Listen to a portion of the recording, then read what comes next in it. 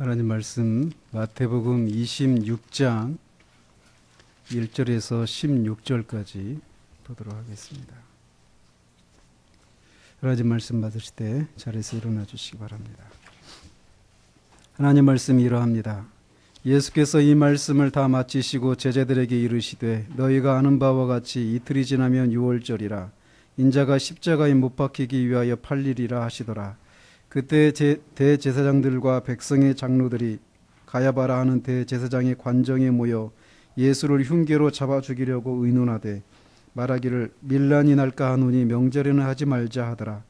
예수께서 베다니 나병 환자 시몬의 집에 계실 때에 한 여자가 매우 귀한 향유 한 옥합을 가지고 나와서 식사하시는 예수의 머리에 부으니 제자들이 보고 분개하여 이르되 무슨 의도로 이것을 허비하느냐, 이것을 비싼 값에 팔아 가난한 자들에게 줄 수 있었겠도다 하거늘 예수께서 하시고 그들에게 이르시되 너희가 어찌하여 이 여자를 괴롭게 하느냐, 그가 내게 좋은 일을 하였느니라. 가난한 자들은 항상 너희와 함께 있거니와 나는 항상 함께 있지 아니하리라. 이 여자가 내 몸에 이 향유를 부은 것은 내 장례를 위하여 함이니라. 내가 진실로 너희에게 이르노니 온 천하에 어디서든지 이 복음이 전파되는 곳에서는 이 여자가 행한 일도 말하여 그를 기억하리라 하시니라. 그때 12 중에 하나인 가룟 유다라 하는 자가 대제사장들에게 가서 말하되 내가 예수를 너희에게 넘겨주리니 얼마나 주려느냐 하니 그들이 은 30을 달아주거늘 그가 그때부터 예수를 넘겨줄 기회를 찾더라. 아멘.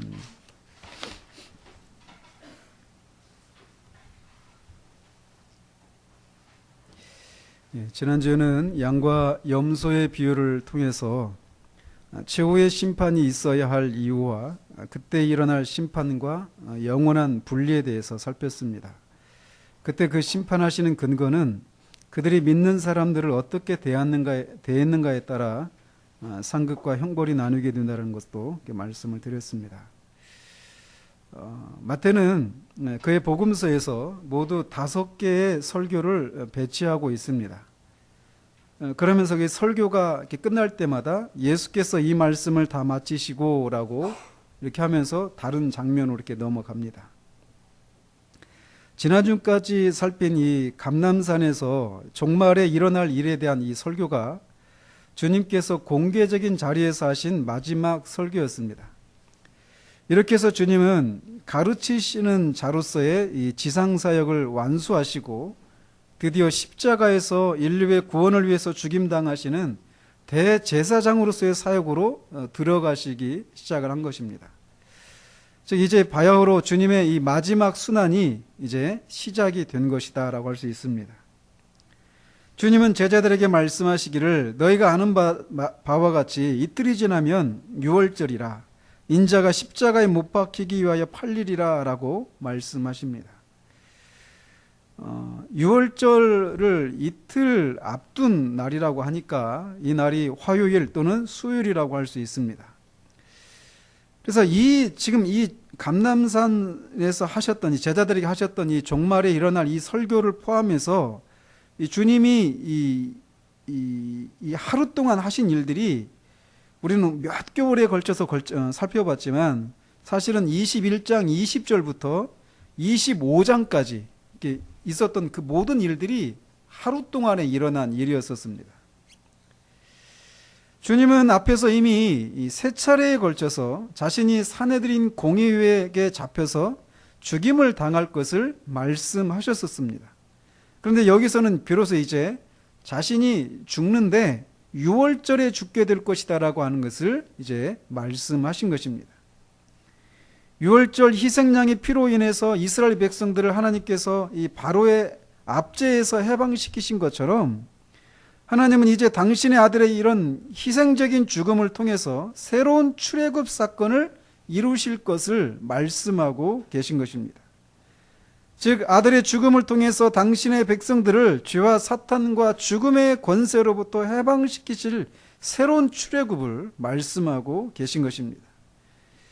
그래서 사도 바울이나 요한 사도도 예수 그리스도를 유월절의 희생양, 하나님의 어린 양이라고 부르고 있는 것입니다. 이제 우리는 하나님의 아들이신 이 예수님의 십자가의 죽으심을 통해서 하나님께서 타락한 아담에게 약속하셨던 것, 즉 여자의 후손이 뱀의 머리를 상하게 할 것이다 라고 하는 이 약속이 어떻게 성취될 것인가를 이제 보게 되는 겁니다.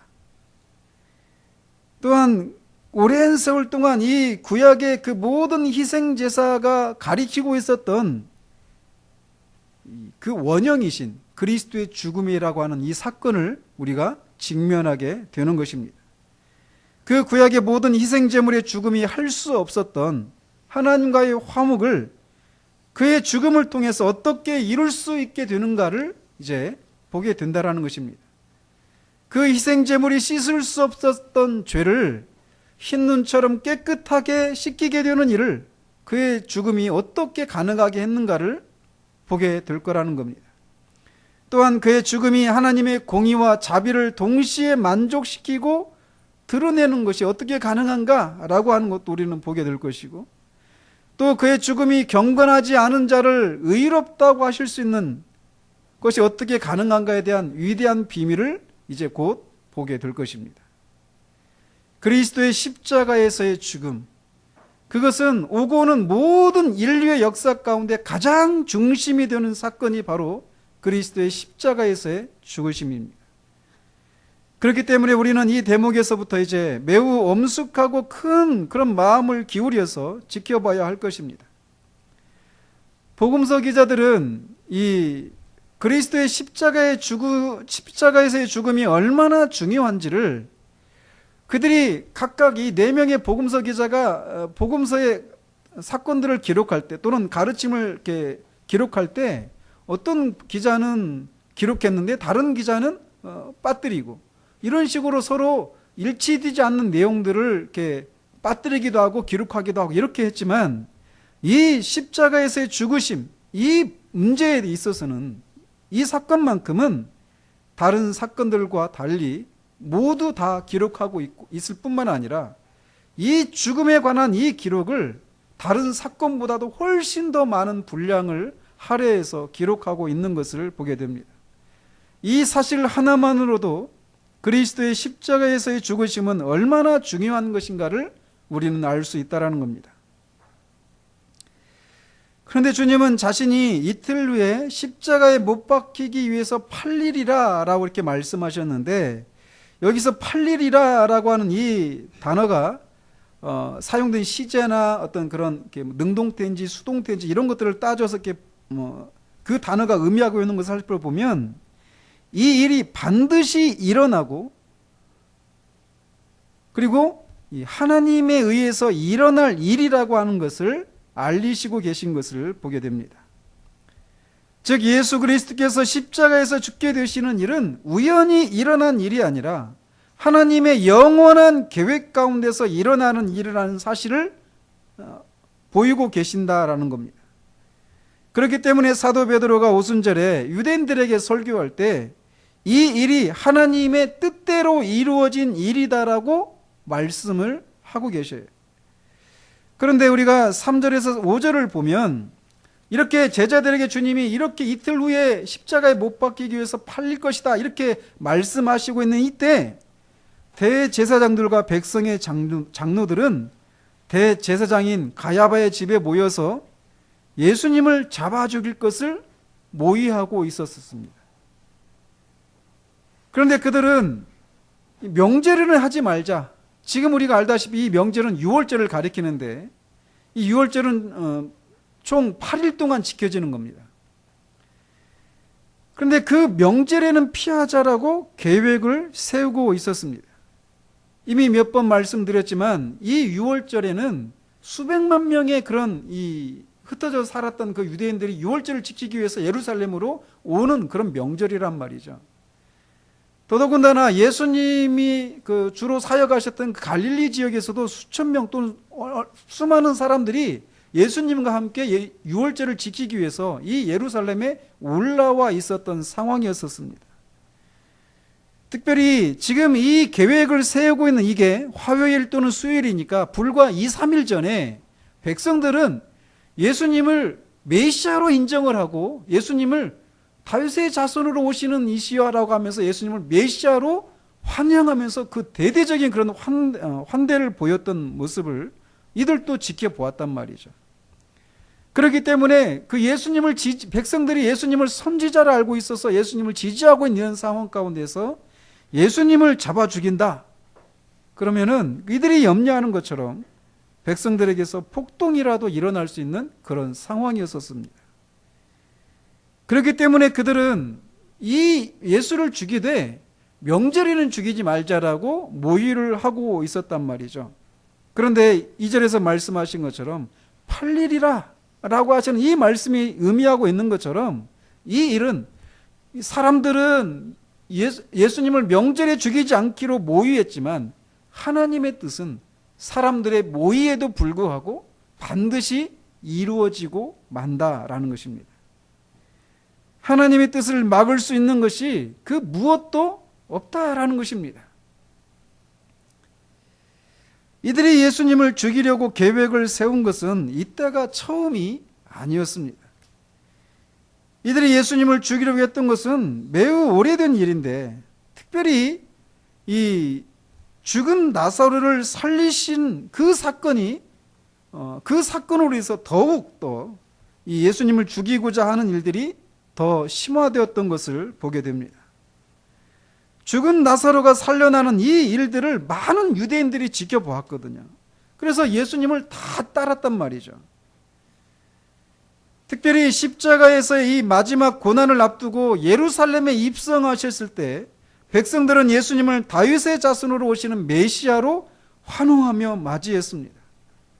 그리고 우리가 몇 개월 동안 살펴왔던 것처럼 여러 가지 비유를 통해서 예수님은 이 바리새인들과 서기관들의 그 잘못된 신앙에 대해서 하나님의 아들로 오신 예수님을 알지 못하는 그들이 성경을 가르치는 선생이고 교사라고 말을 하면서도 성경에서 말하고 있는 이 메시아가 어떤 분인가에 대해서 알지 못하고 있는 그 성경의 무지한 그들의 무지를 드러내는 이런 말씀들을 들었을 때 그들은 예수님을 향한 적대감이 더욱더 팽배해져 갔었습니다. 더더군다나 7가지 화를 선포하신 것은 그들이 예수님을 죽여야 할 이유가 충분한 것으로 그들에게는 느껴졌던 것입니다. 그래서 그들은 이미 예수님을 죽이기로 이렇게 결의를 했지만 지금 여기 자리에서 모여서 계획한 것은 예수님을 언제 죽일 것인가에 대한 계획을 세우기 위해서 모였던 것입니다. 그 일의 주동자는 가야바였습니다. 나중에 그는 예수님을 신문하고 예수님이 신성모독적인 말씀을 하셨다면서 그의 옷을 찢기도 한 그런 인물이었었습니다. 그런데 제가 여러분과 이렇게 주목하고 싶은 부분이 있다라면 바로 이 내용입니다. 우리가 지난주에 살펴봤던 것처럼 주님은 이 24장부터 계속 이어지는 그런 말씀을 계속 하셨었어요. 즉 감람산에서 제자들에게 종말에 일어날 일들이 무엇인가, 종말을 앞두고 어떤 일들이 일어날지, 어떤 징조들이 있는가에 대해서 말씀을 하시면서 그 마지막 비유가 지난주에 살폈던 이 양과 염소의 비유인데 그 비유를 통해서 주님은 인자 되신 주님이 이 세상의 마지막 날에 세상을 심판하시기 위해서 천사들과 함께 영광 중에 오실 것을 말씀하셨었습니다. 그는 세상의 왕으로 오셔서 모든 민족을 그의 권세로 심판하실 것이다라고 말씀을 하셨단 말이에요. 주님은 그런 분이십니다. 그런데 그렇게 영광으로 오실 주님이 곧장 십자가에서 죽게 될 것이다 라고 하는 것을 말씀하고 계신 거라는 거예요. 모든 민족을 심판할 그 영광과 권세를 가지신 그 예수 그리스도께서 이제 십자가에 죽게 될 것이다. 이 내용을 말씀하고 계신 거란 말이에요. 지난주에는 그 영광이 최고조로 올라간 그 장면을 우리에게 제자들에게 말씀하셨다라면 오늘 제자들에게 말씀하신 이 내용은 그 최고조로 올라갔던 그 영광으로부터 완전히 급전직과 떨어진 가장 낮은 위치에 처하는 그 일들을 말씀하고 계신 거란 말이죠. 더더군다나 하나님의 이 자신이 예수 그리스도께서 장차 모든 민족을 심판하실 것인데 그 심판을 받을 그 사람들의 손에 잡히셔서 하나님의 저주를 받아 죽은 죽음의 상징인 십자가에 달려 죽는다. 이 내용을 제자들의 입장에서는 받아들이기가 쉽지 않은 그런 내용이었다는 것입니다. 그러나 분명한 것은 주님이 그렇게 장차 모든 민족을 심판할 영광의 왕으로 오시는 그 일이 있기 전에 그런 십자가에서 죽으셔야만 하는 일들이 그에게 요구되어졌던 것입니다. 이것은 주님께서 왕으로서 통치하시기 전에 십자가에서의 죄값을 치러야만 하는 고난이 있어야 한다라고 하는 이 내용을 제자들에게 말씀하시는 것을 통해서 우리의 신앙도 주님과 다르지 않다라고 하는 것을 우리에게 말씀해 주고 있는 것입니다. 우리가 모두 그리스도 안에 있다면 그리스도에게 일어난 그 모든 일들이 다 우리에게 일어난 일들일 것입니다. 우리가 다 그리스도 안에 있는 사람이라면 그리스도가 취하신 또 취하실 그 영광이 바로 우리의 영광이라고 하는 것을 성경이 우리에게 말해주고 있다는 거예요. 그래서 주님이 오시면 우리가 주님을 위해서 했던 그 모든 일들에 대해서 주님이 상급을 주시고 우리에게서 모든 믿지 않는 사람들 앞에서 우리를 높이시고 존귀하게 하시는 그런 영광의 자리에 우리를 앉히실 것이라는 거죠. 그러나 그 영광의 자리에 앉기 전에 우리에게 요구되어지는 것은 주님처럼 십자가를 지는 삶이라는 것입니다. 영광을 받기 전에 고난이 있다라는 것이에요.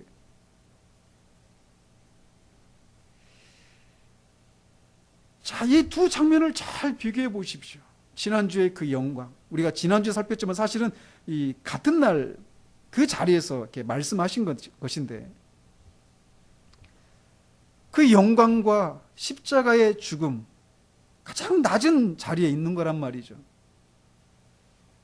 완전히 분위기의 반전이 이루어진 이 상황 가운데서 마태는 이 상황에 서로 반대되는 모습으로 반응하는 두 사람을 우리들에게 보여주고 있습니다. 전에도 여러 번 말씀드렸지만 마태는 이 복음서를 기록하면서 사건이 일어난 시간 순서에 따라서 이 복음서를 기록하고 있지 않다라고 말씀을 드렸었습니다. 따라서 이 6절부터 이어지는 이 말씀, 한 여인이 예수님의 머리에 향유를 붓는 이 사건도 이 1절에서 5절 그 다음에 6절로 이렇게 사건을 6절에 이렇게 배치하고 있지만 이 사건보다 이 전에 이 사건이 일어났던 거래요. 이 향유를 붓는 이 사건이 예수님이 종말에 일어날 이 일들에 대해서 말씀하시기 전에 일어난 일이라는 것입니다.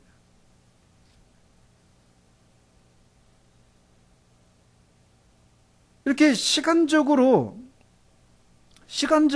이 종말에 일어날 이 일, 그리고 이틀 후에는 이 6월절에 이틀 후에 있을 그 6월절에 자신이 십자가에서 이제 죽게 될 것이다라고 하는 이 말씀을 하시기 전에 이 사건이 일어났음에도 불구하고 마태가 굳이 이 사건을 예수님의 죽음 다음에 배치한 것에는 어떤 의도가 있다라는 것입니다.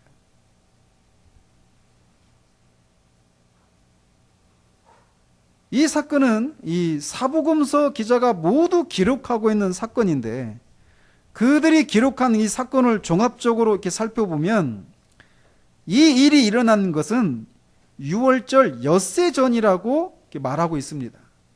그러니까 예수님이 이틀 후에 6월절이다 이렇게 말씀하셨는데 그때보다 4일 전에 있었던 일이라는 것입니다. 그리고 어디에서 일어난 일이라고 말을 하고 있느냐면 베다니에서 일어난 일이다라고 말하고 있고 베다니에 특별히 이 나병 환자인 시몬의 집에서 일어난 사건이다라고 마태는 기록하고 있습니다. 베다니에는 누가 살고 있었죠? 예수님의 친구였던 나사로, 마르다, 마리아 이 가족이 살고 있는 동네가 베다니였습니다. 그런데 이 유월절 엿새 전에 베다니에 사는 시몬이라고 하는 사람의 집에서 이 일이 일어났는데, 마태나 다른 복음서 기자는 이 시몬이 나병 환자였다라고 말을 하고 있습니다. 우리가 알다시피 나병 환자는 사람들과 격리해서 살아야 될 사람이기 때문에 나병 환자인 시몬의 집에 예수님이 가서 잔치상에 이렇게 초대를 받았다라고 하는 것은 이 당시는 시몬이 나병 환자가 아니었다라고 하는 것을 우리가 유추할 수 있죠. 아마도 그는 예수님으로부터 이렇게 나병으로부터 고침을 받았던 그런 일이 있었던 것으로 보여집니다.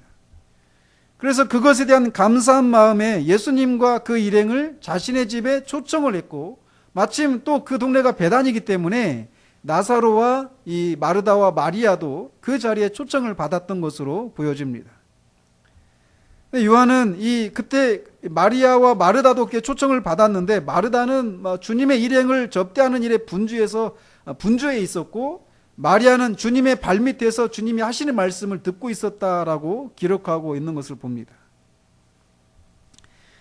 마태는 이 한 여인이 예수님의 머리에 향유를 부었다라고 이렇게 말하고 있는 것에 비해서 요한은 그 여인이 나사로의 동생인 마리아였다라고 이름을 전하고 있어요.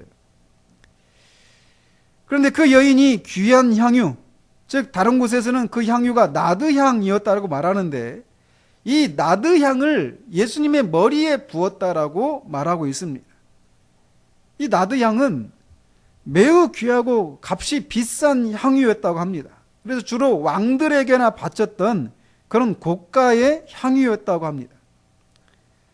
특별히 요한은 이 가룟 유다의 말을 통해서 그 향유가 300데나리온 정도의 그런 가치가 있는 향유라고 전하고 있습니다. 한 데나리온은 노동자 하루 품삯에 해당되는 거예요. 그러니까 300데나리온이니까 6일씩 근무한다면 1년 동안 번 돈으로 사야만 할 정도로 엄청나게 비싼 가격이었죠. 그러니까 이 300데나리온이면 어느 정도냐면 오병이의 기적을 베풀 때 빌립이 그러잖아요. 이렇게 많은 사람, 아이들과 어른들까지 다, 여자들까지 다 포함하면 좋게 한 2만 명 정도 되는 사람이잖아요. 이렇게 많은 사람들에게 떡을 사서 먹이려고 해도 200데나리온의 돈도 부족할 것입니다. 이렇게 말을 한단 말이에요. 근데 그가 턱없이 부족한 돈을 말했던 건 아니란 말이죠. 그러니까 200데나리온으로 그 2만 명 정도 되는 사람을 다 배불리게는 먹이지 못하더라도 어느 정도는 먹일 수 있는 그런 돈이다, 이렇게 말할 수 있단 말이에요. 그러니까 300데나리온은 얼마나 가치가 있는지 알겠죠. 거의 한 3만 명 정도의 그런 사람을 식사를 이렇게 충당할 수 있는 그런 정도의 돈이란 말이에요. 근데 그렇게 값이 나가는 그 나드향을 예수님의 머리에, 또 요한은 발에 이렇게 부었다라고 말을 합니다. 그냥 얼마나 그게 값이 비싼 거예요. 근데 한꺼번에 그냥 수천만 원 또는 억 단위가 될 수도 있겠죠. 수천만 원은 되는 그 돈을 그냥 예수님의 머리에 그냥 또는 발에 부어버린 거예요.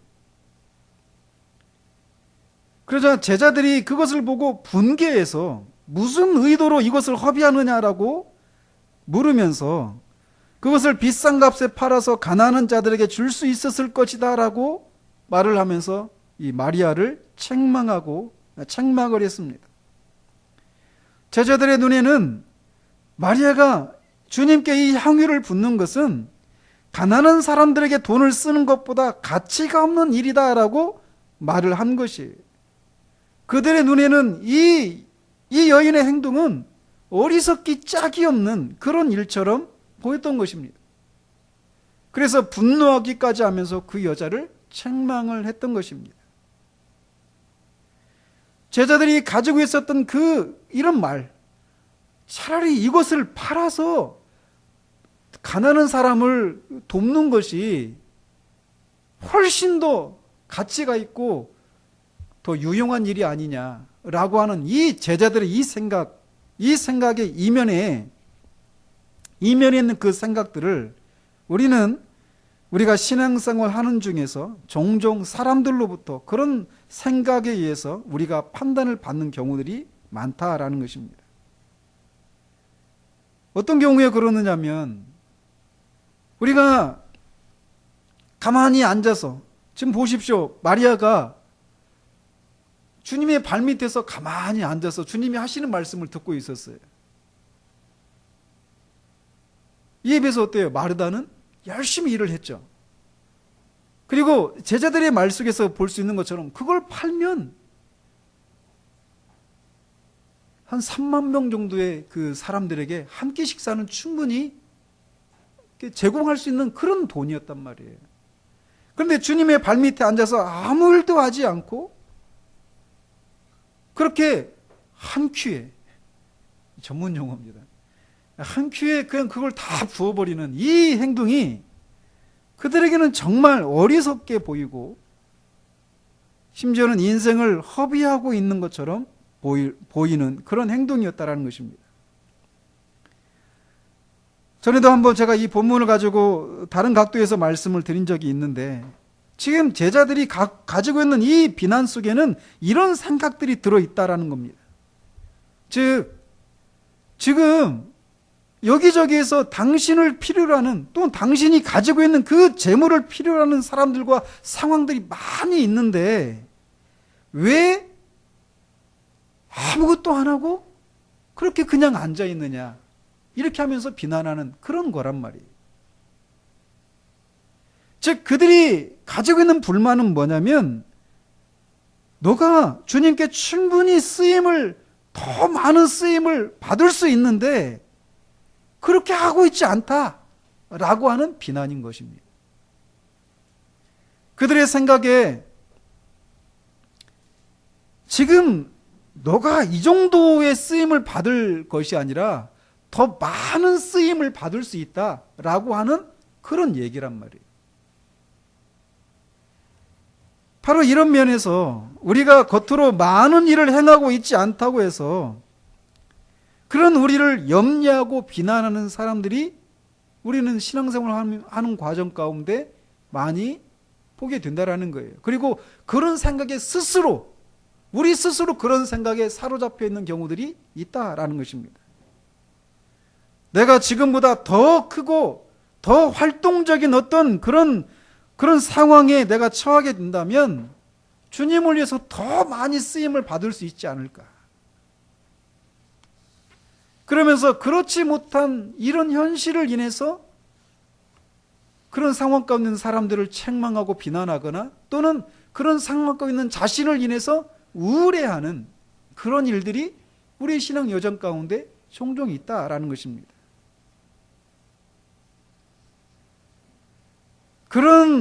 이런 생각이 이면에는 어떤 생각이 자리하고 있느냐면, 우리가 얼마나 주님께 헌신하고 있고 주님을 효과적으로 섬기고 있는가에 대한 이 척도가 우리가 얼마나 많은 그런 이 활동을 하고 있고 얼마나 많은 그런 이 실용적인 그런 결과들을 만들어내고 있는가에 대한 그런 생각이 자리하고 있는 거예요. 보십시오. 가난한 사람들에게, 3만 명 정도 되는 사람들에게 그들의 필요를 채워주는 일과 주님의 발밑에서 그냥 주님이 하시는 말씀을 듣고 있으면서 그 향유로 훨씬 많은 일을 할 수 있는데 그거를 하지 않고 그냥 주님에게 부어버리는 이 일, 그 일을 비난했던 이 제자들의 생각의 그 뿌리에는 주님을 위해서 얼마나 많은 헌신을 하고 있고 우리의 그 신앙이 얼마나 주님 앞에 유용하고 효과적인 그런 신앙인가 아닌가에 대한 척도가 얼마나 많은 활동을 하는가, 또 그 활동에서 얼마나 많은 열매들을 맺는가, 결과들을 산출해내고 있는가, 이것에 의해서 주님께 헌신하는가 그렇지 않은가를 판단하려고 하는 이런 생각이 자리하고 있다는 것입니다. 그 생각으로 볼 때 이 마리아의 행동은 그 향유를 허비하는 것이었어요.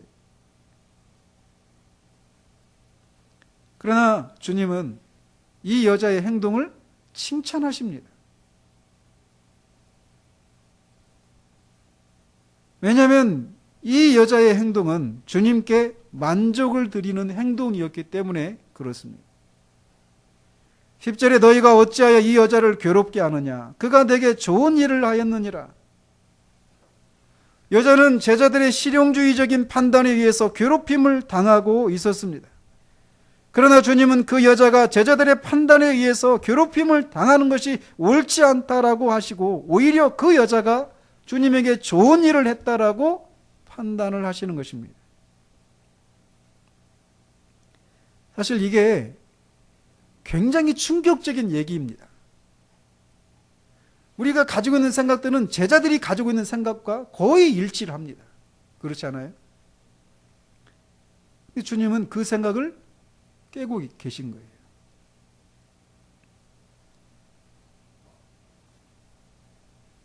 주님의 이 여인을 향한 주님의 이 판단, 이 모습은 주님이 가지시고 있는 가장 큰 관심은 제자들과 달리 우리가 얼마나 더 실용적으로 주님을 위해서 일하고 다른 사람이 인정할 만한 그런 어떤 많은 열매들을, 결과들을 얼마나 많이 만들어내는가, 이것에 있지 않다라고 하는 것을 우리에게 보여주고 있는 거예요. 물론 우리는 주님의 복음을 전하고 주님의 나라가 확장되고 주님을 위해서 많은 활동들과 많은 봉사와 많은 열매들을 맺어야 합니다. 그러나 그럼에도 불구하고 주님이 가지시는 가장 큰 관심사는 그것이 아니다라는 거예요. 주님이 가지시는 가장 큰 관심, 우리의 봉사가 얼마나 많은 내용들로 채워져 있고 얼마나 많은 활동과 얼마나 많은 결과들을 산출해내는가, 이것이 주님의 가장 큰 관심사가 아니라 주님이 가지시는 가장 큰 관심사는 그 섬김이 주님을 얼마나 만족시키는가, 여기에 있다라는 것입니다. 주님에 대한 봉사는 보이는 결과로 말미암아 측정되는 것이 아니다라는 것입니다. 주님은 우리가 마리아처럼 주님의 발밑에 이렇게 거하면서 주님의 머리에 기름을 바르는 것을 가장 바라신다라는 거예요. 즉 우리의 옥합을 깨뜨려서 주님의 생명이 우리들로부터 흘러 넘치는 것, 그것을 가장 기뻐하신다라는 것입니다.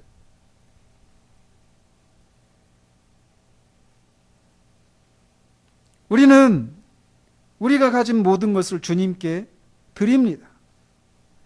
그런데 때로는 우리의 그런 행동이 다른 사람들에게 허비하는 것처럼 생각되어지는 경우도 있어요.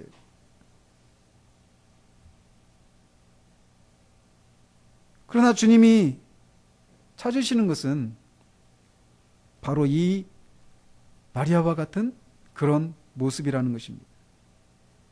종종 우리가 주님에 대한 헌신은 끊임없는 그런 봉사를 하는 것이다 라고 생각되기 쉽습니다.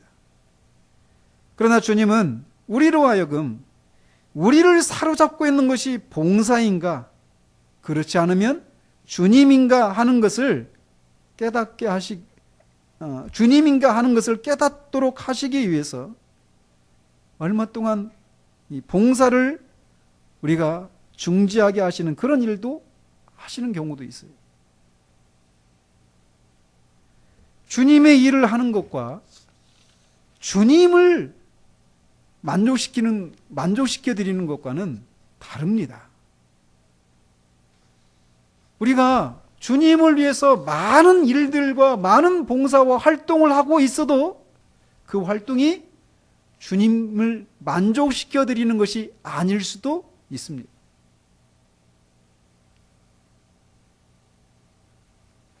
주님은 온 천하에 어디서든지 이 복음이 전파되는 곳에는 이 여자가 행한 일도 말하여 그를 기억하리라 라고 하시면서 그녀의 행동을 칭찬하십니다. 그 여자의 행동이 주님을 만족하게 하는 만족시켜드리는 행동이었기 때문에 그렇습니다.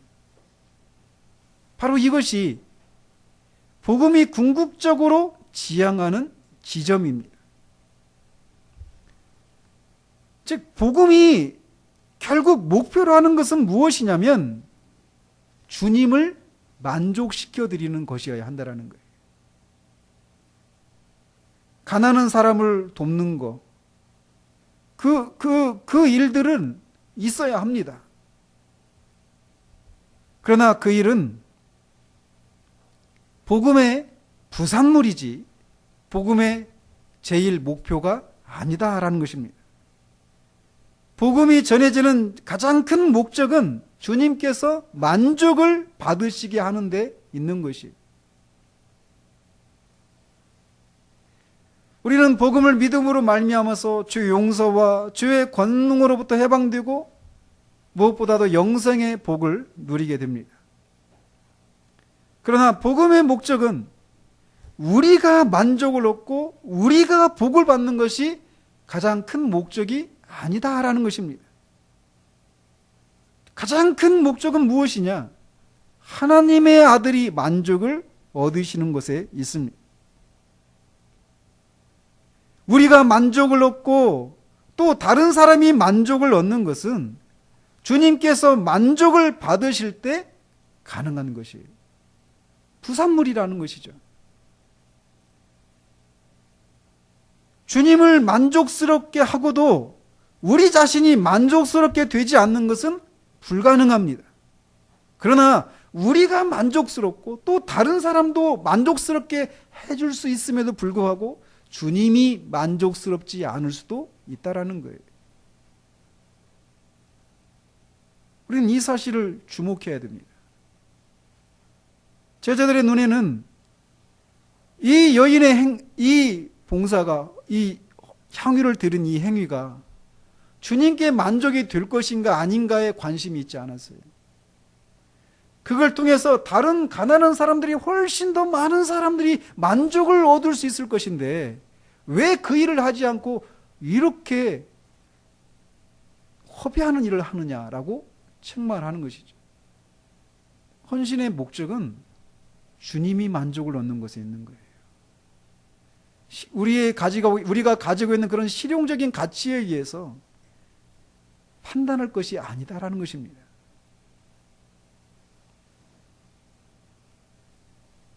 그렇다면 주님은 언제 만족을 받으시는가? 그것은 옥합을 깨뜨린 것과 같이 우리 자신을 허비할 때 가능한 것입니다. 우리가 주님과 주님의 나라에 얼마나 유용한가는 우리가 얼마나 많은 일을 했는가가 아니라 우리가 얼마나 주님을 위해서 얼마나 우리 자신이 허비되어서 주님을 만족시켜 드렸는가에 달려 있는 거라는 것입니다. 저도 그렇지만 우리 모두가 종종 다른 사람들과의 비교를 통해서 우울해지는 경우들이 많이 있습니다. 특별히 자신이 주님을 위해서 많은 것을 버리고 또 많은 고난을 받고 있는데 자신이 다른 사람에 비해서 그렇게 크게 쓰임받고 있지 않는 것 같은 그런 삶의 상황들을 지날 때 그런 생각들을 하기가 쉽습니다. 자신은 주님을 위해서 많은 것도 버리고 포기하고 또 많은 고난을 받고 있는데 내가 볼 때 다른 사람은 그렇게 주님을 위해서 많은 것도 버린 것도 같지 않고 주님을 위해서 많은 고난을 받고 있지도 않는 그러면서 주님께 많이 쓰임을 받고 있는 것 같은 그런 사람의 모습을 보면서 나는 내 인생을 허비하고 있는 것 아닌가, 이런 우울한 생각이 밀려올 때가 있다라는 것입니다.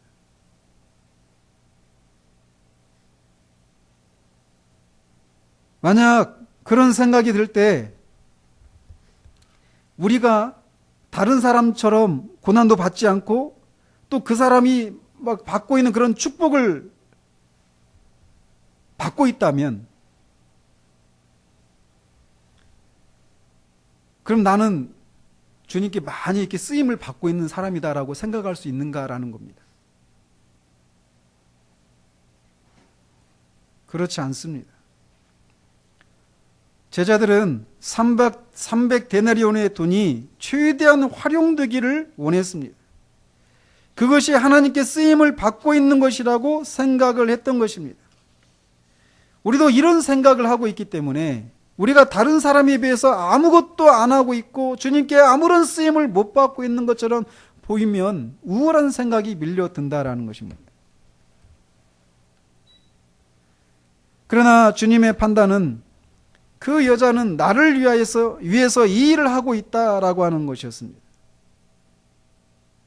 따라서 주님은 우리가 이런 생각을 하기를 원하신다라는 거예요.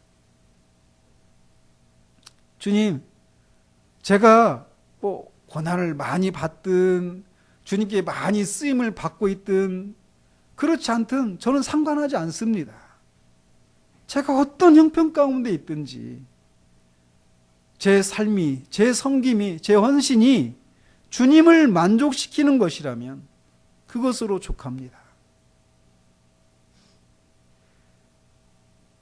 그런 모습이 때로는 다른 사람들의 눈에 인생을 허비하고 있는 것이라고 하는 그런 비판을 받는다 하더라도 제가 하고 있는 그 섬김이 주님이 옳다고 하신다면, 주님이 만족하신다라고 하신다면 저는 그것으로 족합니다라고 하는 그 고백 말이에요.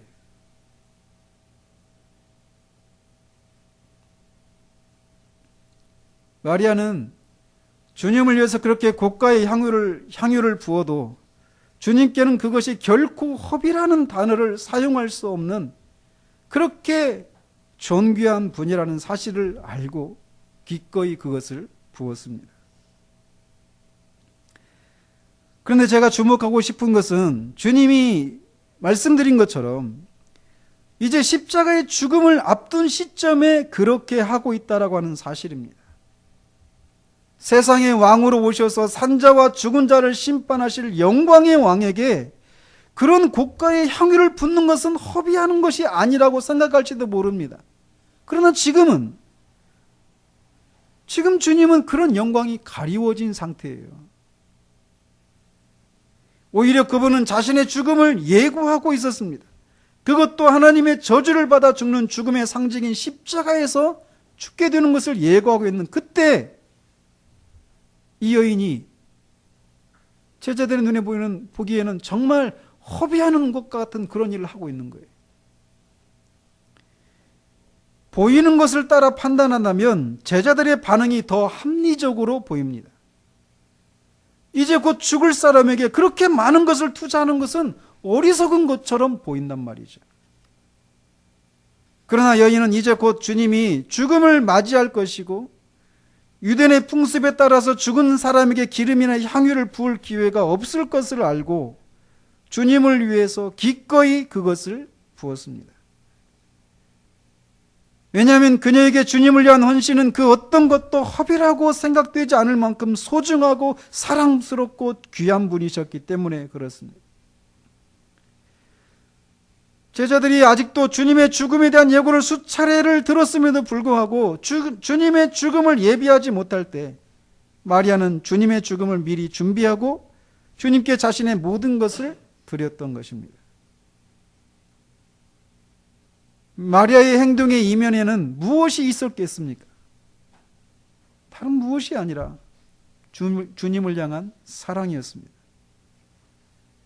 주님을 위한 사랑이 주님을 위해 드리는 그 모든 것들을 결코 허비하는 것이라는 생각이 들지 않게 할 수 있었던 것입니다. 그녀의 이 행동은 머지않아 주님의 부활을 통해 확인할 수 있었습니다. 그리고 그녀의 이런 행동은 복음이 전파되는 모든 곳에 모든 시대에 영영토록 기억되고 칭찬을 받게 됩니다. 그러나 우리는 정반대의 사람을 봅니다. 그는 가룟 유다입니다. 그는 예수님의 이 말씀을 듣고 인자가 영광으로 와서 심판을 할 것이다. 모든 사람을, 모든 민족을. 그러나 이틀 후에 십자가에서 죽을 것이다. 이 말씀을 듣고 한 여인은 예수님을 위해서 자신의 모든 것을 허비했는데 가룟 유다는 예수님을 대제사장들에게 팔아넘길 생각을 합니다. 그리고 실제로 그들을 찾아가서 은 30에 팔기로 약속을 합니다. 은 30은 황소가 다른 사람의 노예를 치어서 죽였을 때 노예의 몸값으로 보상하는 가격이 은 30이었습니다. 가룟 유다에게 예수님은 노예의 몸값 그 이상도 그 이하도 아니었던 것입니다. 그가 이런 행동을 하게 된 동기에 대해서는 우리가 다음 주에 좀 더 상세하게 살펴보도록 하겠지만, 마리아와 가룟 유다는 주님의 십자가의 죽음에 대한 예고에 정반대되는 반응을 보이고 있는 것을 봅니다. 한 사람에게 예수 그리스도의 죽음은 그가 가진 모든 것을 다 드려도 결코 허비라고 생각되지 않은 것이었습니다. 그러나 다른 사람에게는 허비하는 것에 불과했습니다. 가룟 유다에게 예수님을 따르는 것은 인생을 낭비하는 것이었습니다. 그를 위해서 시간을 들이고 물질을 들이고 자신의 전 존재를 드리는 것은 어리석은 것이었습니다. 노예의 몸값을 치르는 정도도 안 되는 어리석은 일이었습니다. 그러나 우리는 이 두 사람의 정반대되는 결말을 봅니다. 여러분은 어떤 사람의 길에 서기를 원하십니까? 마리아는 아직 부활하신 주님에 대해서 온전한 지식이 없었다고 볼 수 있습니다. 당시의 상황에서 그녀가 가진 지식은 우리가 가진 지식보다 더 분명하지 않았습니다. 그럼에도 불구하고 그녀는 온전한 지식을 가졌고 그 온전한 지식에 근거한 온전한 사랑을 가졌습니다. 그 사랑이 남들이 허비하는 것이라고 비난할 정도의 헌신을 기꺼이 드리도록 하는 것입니다. 그리고 그 헌신은 주님을 만족하게 해드리는 것이었습니다. 다른 사람들은 그녀를 비판했지만 주님은 그녀를 칭찬하고 그녀의 행동에 대해 상을 주셨습니다.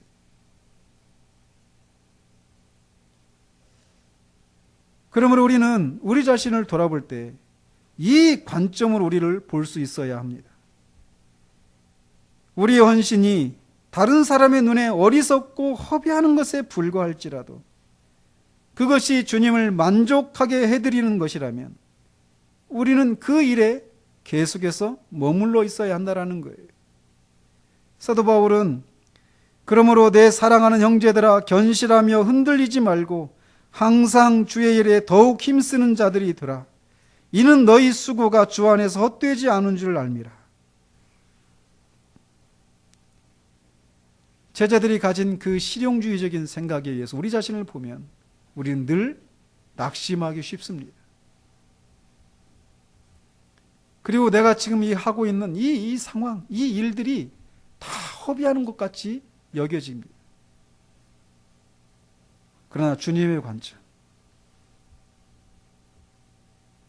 그 헌신이 주님을 만족시켜드리는 그런 헌신이라면 그것이 다른 사람의 눈에는 큰 열매를 맺지 않는 그런 헌신이라 하더라도 우리는 그 자리에 머물러 있어야 합니다.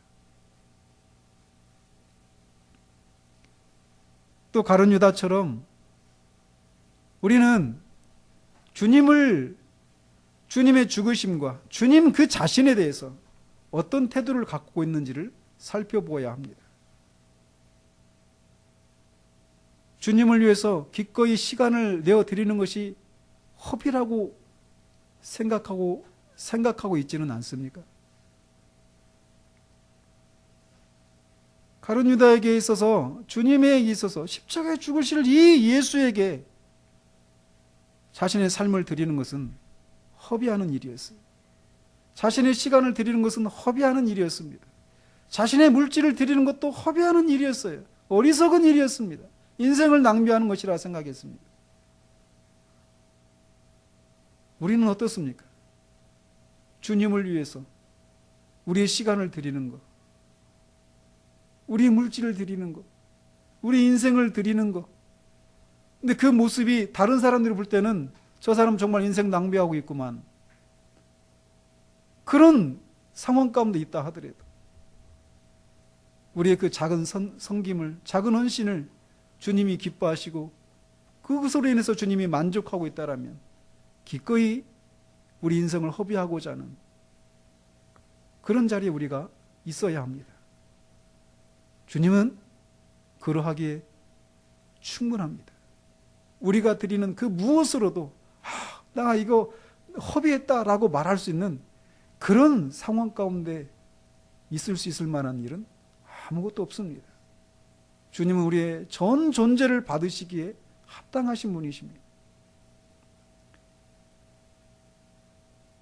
이 주님의 이 영광과 고난, 이 변화 앞에 마리아와 가룟 유다의 이 상반된 모습 속에서 택할 길을 분명하게 하는 그런 우리들이기를 바랍니다. 기도하겠습니다.